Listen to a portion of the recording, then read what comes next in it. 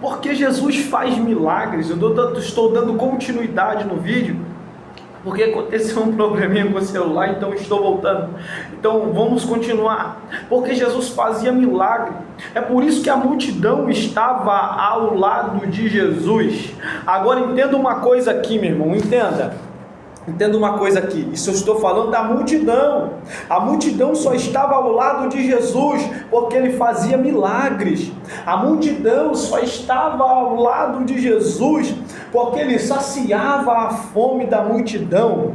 Então, eles estavam atrás de Jesus porque aquilo que Jesus fazia e não pela pregação de Jesus. Aí Jesus olhou para os discípulos e disse: discípulos, a eles não são dados a conhecer os mistérios do reino dos céus, agora a vocês sim, a eles não. Ele está dizendo, por que a vocês é dado o conhecimento de conhecer os mistérios? Porque vocês são discípulos, estão sendo instruídos, estão sendo capacitados, glória a Deus, glória, mas a eles não.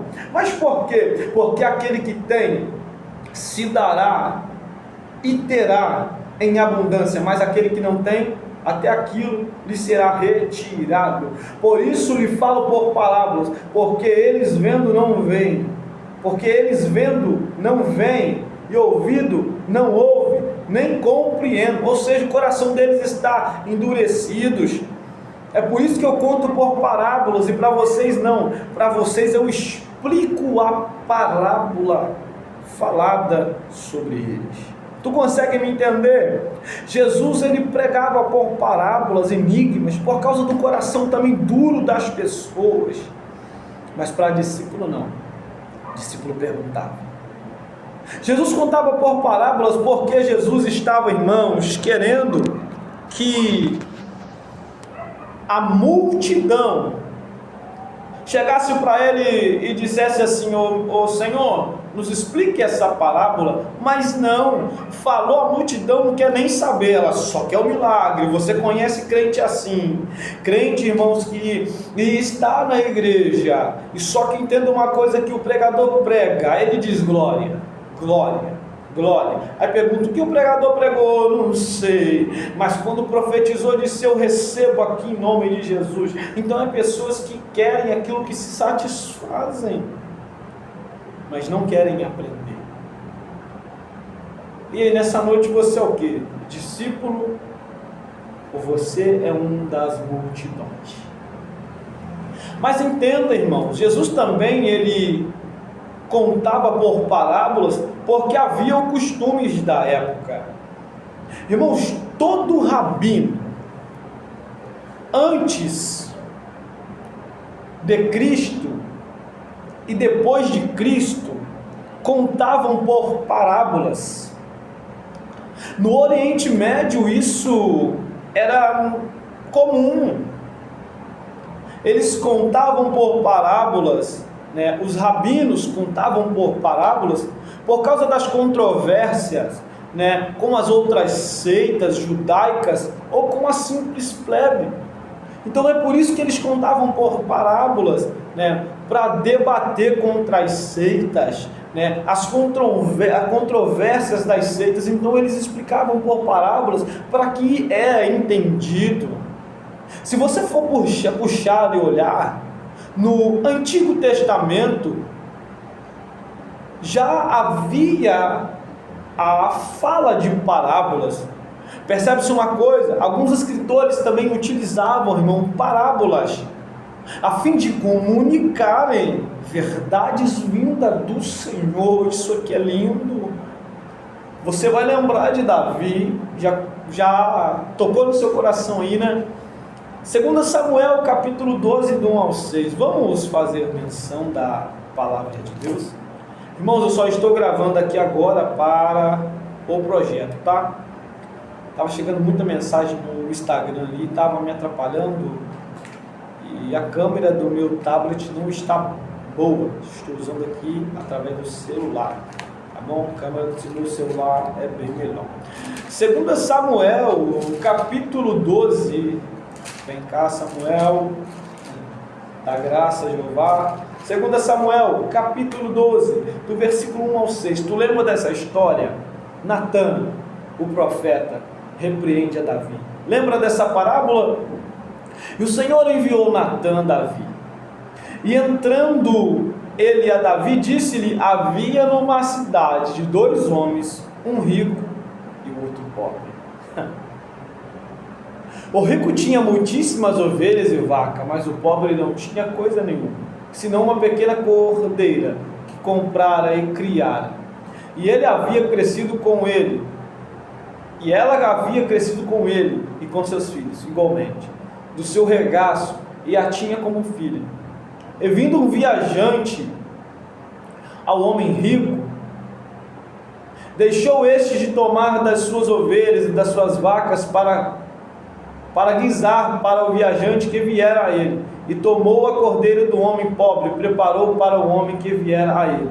Então o furor de Davi se acendeu em grande maneira contra aquele homem, e disse a Natã: vive o Senhor que é digno de morte, e o homem que fez isso, e pela cordeira tornará a dar ao quadruplicado, porque fez tal coisa e porque não se compadeceu. Então Natã, ele está contando parábolas a Davi, mostrando o erro de Davi, dizendo que o homem que deveria morrer, contado nesta parábola, era o próprio Davi. Então você consegue entender que não era só no Novo Testamento, já havia a contagem de parábolas, a falácia de parábolas no Antigo Testamento. Não para por aí. Isaías capítulo 5, do 1 ao 7, uma explicação de parábola para trazer verdade ao povo. Jeremias 18, do versículo, Jeremias 18, irmãos, também vai falar de parábolas também, trazendo verdade para ao povo. Então, irmãos, percebe-se uma coisa, não era só no Novo Testamento, no Antigo Testamento já tinha, por intermédio de parábolas. Os rabinos, irmãos, eles omitiam, eles escondiam do público suas respostas. Tu consegue entender? Eles contavam por parábolas, escondiam as verdades do público, contavam por parábolas contra aqueles que discutiam. Não era aqueles que seguiam, quando discutiam, ele contava por parábolas. Porém, eles explicavam para os seus seguidores. Mais tarde, Jesus também fazia isso, contava a parábola para a multidão e mais tarde explicava para os seus seguidores, que eram os discípulos. Então, tu está conseguindo entender aí, fazer a compreensão das parábolas? E pega uma coisa aqui, Jesus, irmãos, usou na verdade as parábolas como já sendo um tipo de comunicação da época, comunicação verbal existente na época. Portanto, Jesus, ele não foi o inventor das parábolas. Jesus não foi o inventor, não foi ele que iniciou parábola, não. Mas Jesus, ele foi o maior utilizador das parábolas. Foi quem mais utilizou, foi quem mais falou por parábolas. Então eu estou aqui trazendo algo sobre as parábolas para os irmãos, comparações.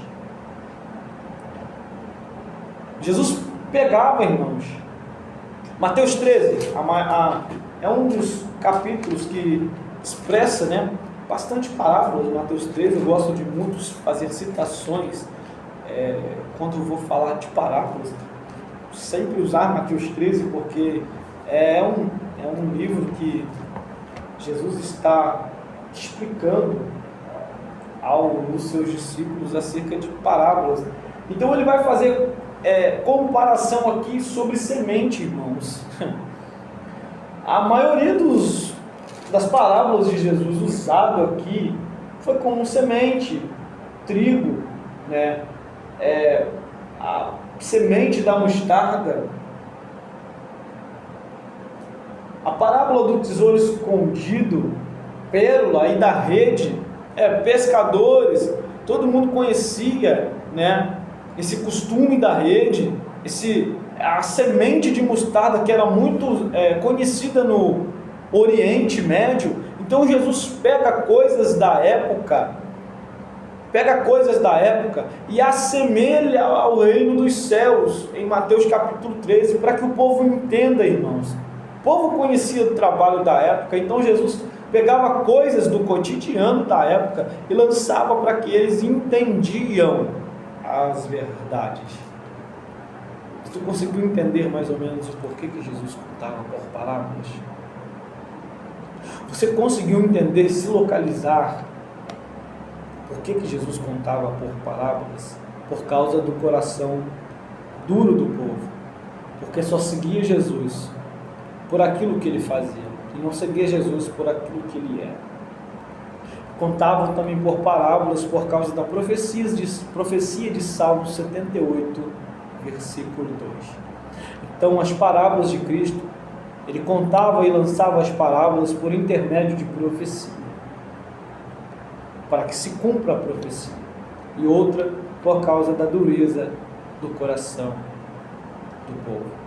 Mas tu entendeu que para discípulo ele sempre explicava, porque discípulo sempre tem curiosidade das coisas do seu Senhor. Uma aula, irmãos, baseada em uns 20 minutos, 11 agora, em outro vídeo eu não me lembro, mas viramos 10 minutos, para não enfadar os irmãos.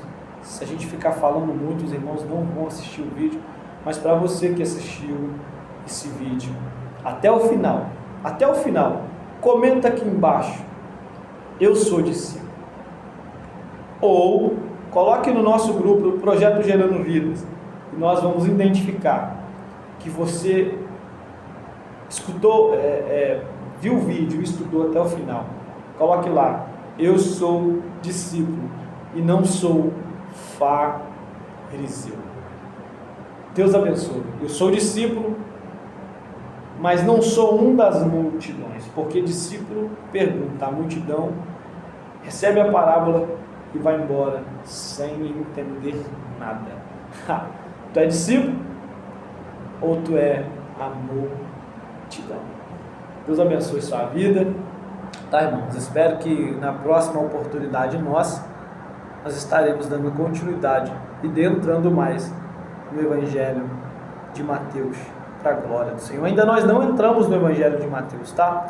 Mas na próxima aula,